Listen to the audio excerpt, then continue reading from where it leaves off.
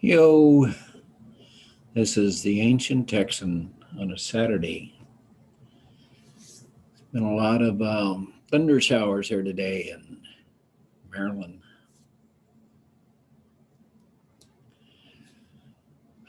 I'm going to talk about some games that we play in America. Kind of play the game all over the world, but we're pretty good at it here. First, there's kind of a basic principle that absolute power corrupts, absolute power corrupts absolutely. So if you're in a position of power, though, and you want to keep the public kind of on your side, you play games. For instance, corporate America, pretty much in power of the US. Google, Facebook, Twitter, not so much. Microsoft, Amazon. Yep, Amazon's a corporate power, corporate technical power. Even the Walmarts of the world are. How does Amazon, for instance, abuse its power? They drive down the price of something, put somebody out of business, buy the company. Google does the same thing. Facebook. They kind of say, we're going to compete with you and crush you. We're not going to add access to our stores, whatever, and we'll buy you out for X million dollars. But that's not quite the purpose of this podcast. It's just to recognize that there are some big boys playing with a lot of power. U.S. military, big boy, a lot of power. Do Democrats or Republicans really buck the U.S. military? Nope. They ask politely. For instance, the president asked politely, can you withdraw from Afghanistan? Trump wanted to do it, and they pretty much told him no. Biden with a little more political clout, a little more finesse and behind the scenes stuff, said, can you get him out of Afghanistan? I don't know, pardon me, quite the deal there, but we're still going to somehow support the Afghan government with Air Force. We're going to get rid of we're going to help a lot of the translators and stuff get out of the country. We're doing that because there's a chance of this remote support, with drones and Air Force, that even with that, the Afghanistans can't stay in control of their country. But that's an example of people with power.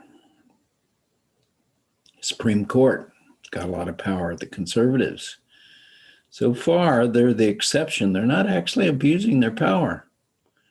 They're taking a lot of positions. They're kind of avoiding subjects and just kind of dismissing stuff and, not dealing with Trump. This corporation just kind of not taking cases or dismissing it on technical grounds. They're not really wading in there yet. So we'll see if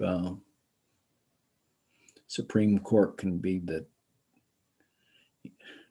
exception when all the power's on the conservative side. We'll see. I'm talking about another big game that's going down. Joe Manchin and Kirsten Sinema. Big game. Do you understand the game? Do you know what the game is?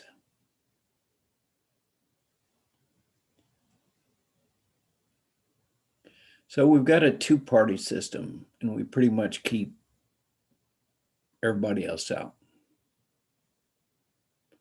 That's a lot of power that toggles right back and forth between the two things. We could say the Democrats and the Republicans share power with the illusion that the people have the power. Toggles right back and forth on that edge. Corporate America kind of toggles that. It's not the American people toggling that little fine balance there between the Republicans and the Democrats. The American public can want something, 80% of us, that doesn't mean squat. That is not something that's necessarily coming our way. Trump and Kim Jong-un knew how to play the game. They both do the song and dance and go through like something great is happening. And it kind of starts falling apart, and the little love romance, I love you, between old Kim and Donald kind of gets a little frayed at the edges, and then they go into the blame game. It was his fault it fell apart. It was never going to come together in the first place. Just BS. Everybody knew it was BS, and I'm pretty sure Trump knew it was BS. It was show and dance and show off your missiles, show off how powerful you are. Going to solve this great big problem. Just like the border thing with the wall, that was all song and dance. Democrats favor walls too. They've built a lot of walls. They call it fences. If you're a Democrat, you don't build a wall, you build a fence. And you're Republicans, you build a wall. But you both allocate money for a fence/wall between the two countries. That's just show and dance. It's a game.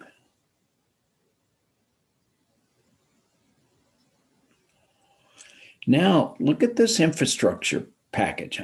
I'm pretty much convinced that that's a game too. You both can't look incompetent forever. The American public is going to get on to the idea that there's a game going down.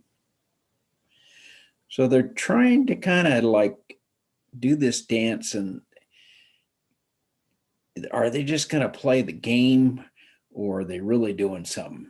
And I think they're still in the huddle on that. But they've got an easy way out on this game. It's called the filibuster.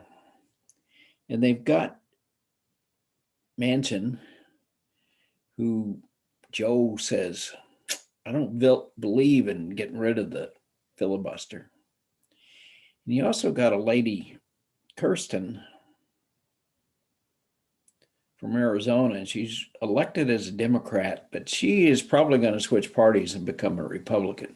So she's playing the game both ways. I think Joe plays it pretty straight.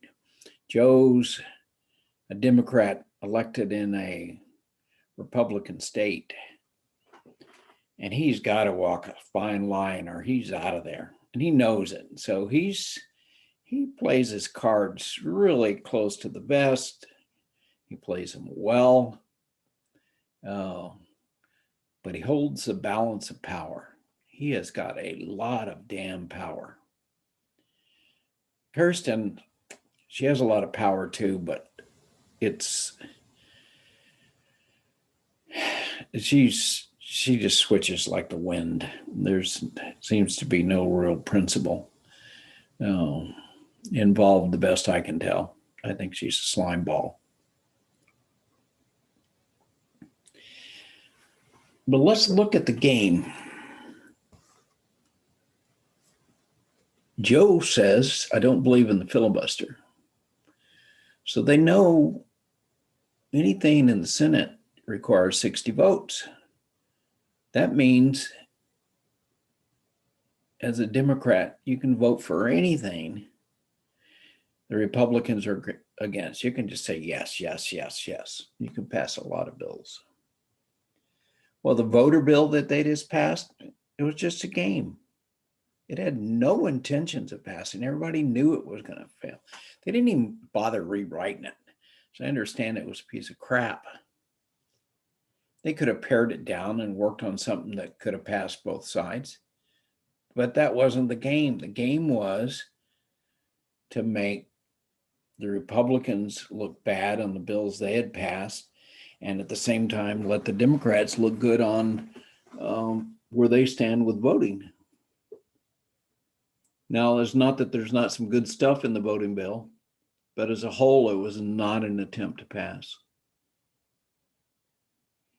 And Joe probably couldn't have lived with that bill passing. It had too much stuff in it, and it was too much everything the Democrats ever wanted type of bill. If it had a pass, Joe would have had problem with that bill and staying and keeping his job. Kirsten would have had too. Neither one of them wanted that bill to pass. But since Joe's not going to okay filibuster, the bill's not going to pass, you can pass it, get credit for, doing the Democratic Party thing. Everybody's happy. MSNBC can play the Republicans are bad game. Fox can play the Democrats want all this BS in their bill, and they're infringing on states' right to control the elections. Some truth on both sides, but it's a game. It's not real. So the question is the infrastructure game real? They're at that time of the game, like when Trump and Kim got together and held hands and kissed faced and told the world how great they were. And they're going to do something wonderful. They're going to have a big parade and party and going to start celebrating before anything's really done. That's the stage we're in right now with infrastructure.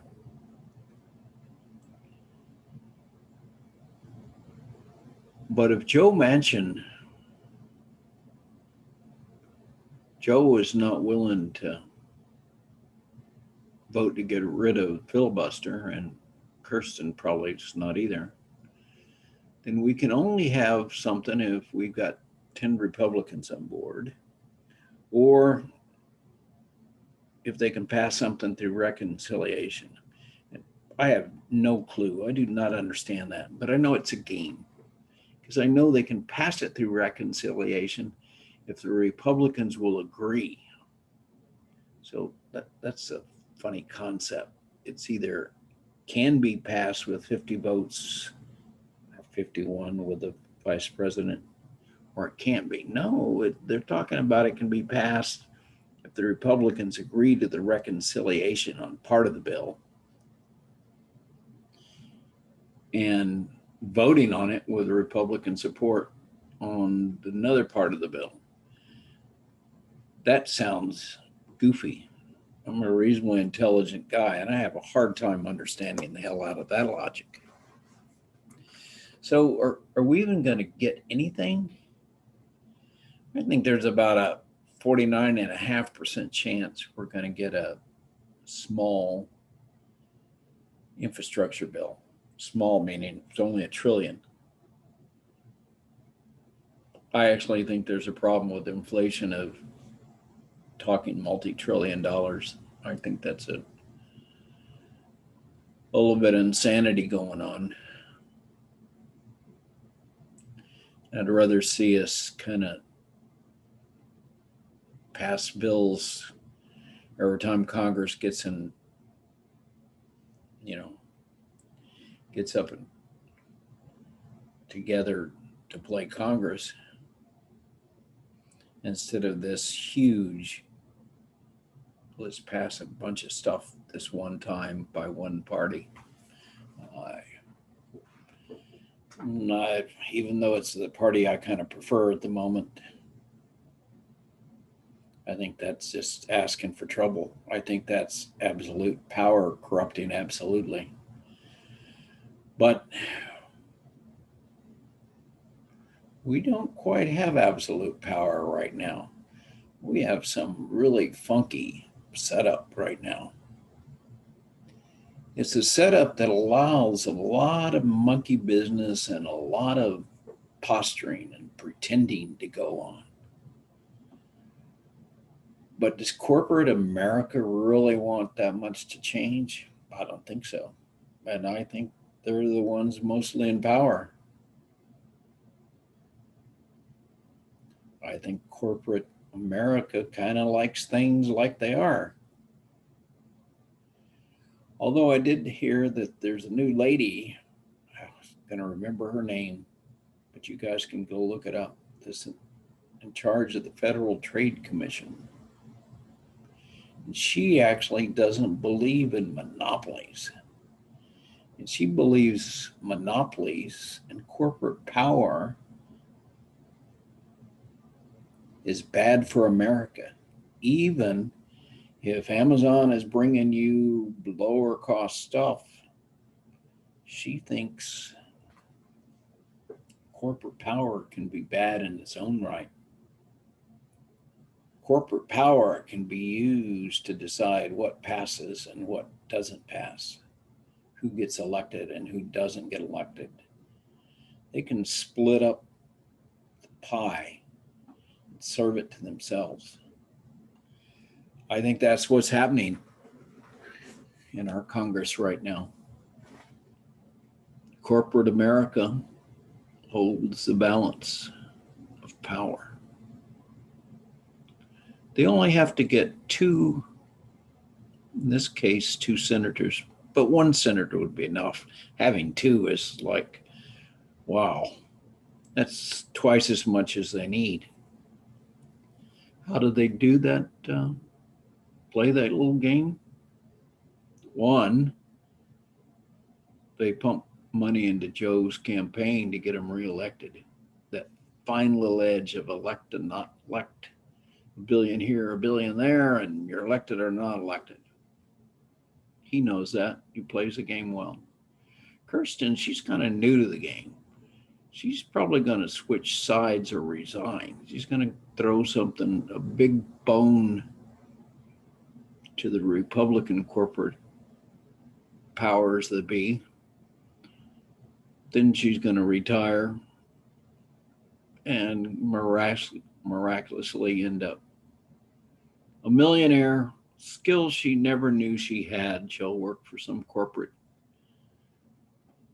power and she'll become a millionaire. All these years, she didn't know how to do it, but now she's figured it out. She's become brilliant. Her skills are going to be so valued that she'll become a millionaire. That's how the game works at the moment in corporate America. Oh, am I confusing corporate America and America, like the voting public? I must be getting the two confused. This is the ancient Texan worried about our values. I know not many people watch my channel. That's okay. I'll just kind of go down the tube on my own here, worrying about values and pointing out the games we're really playing. I know we want to believe we have an election and we save the world by voting in Democrats. We didn't save the world. We didn't change much of anything. I know we stopped those bad Republicans.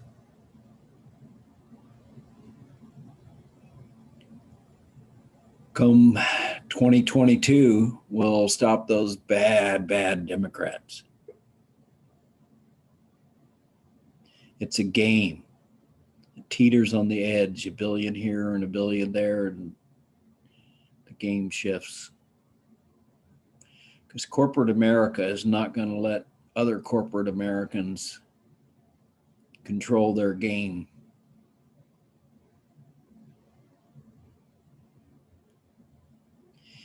Even the whole thing of, climate change and get something passed by the Democrats. That's a friggin' game.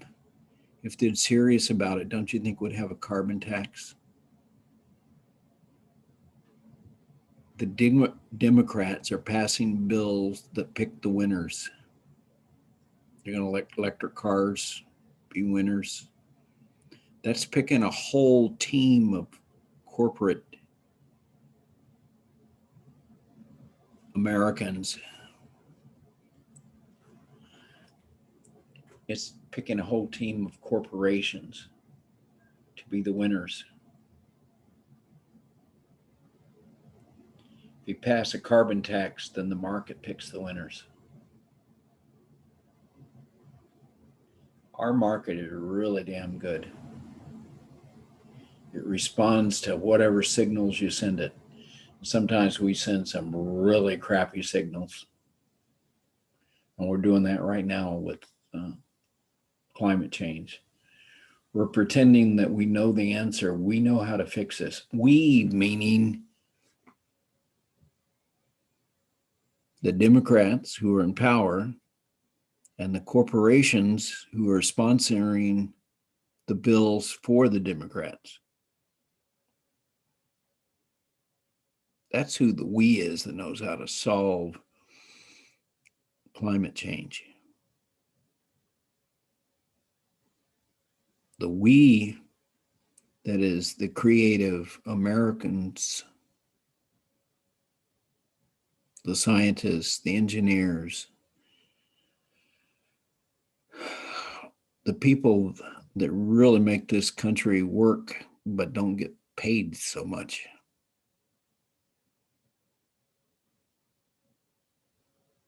That we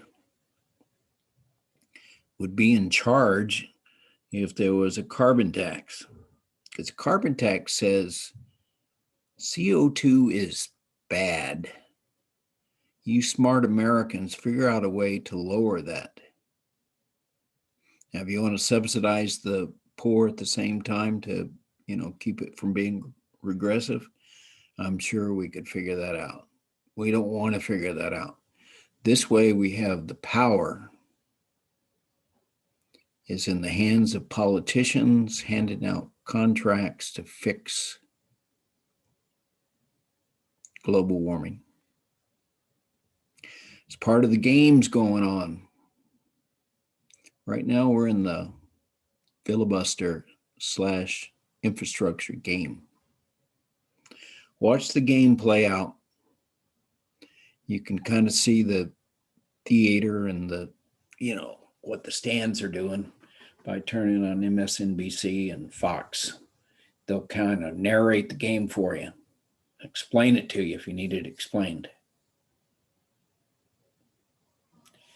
Getting a little cynical here in my old age. That's why I'm the ancient Texan. Hope you have a good day, and namaste to all you good Americans.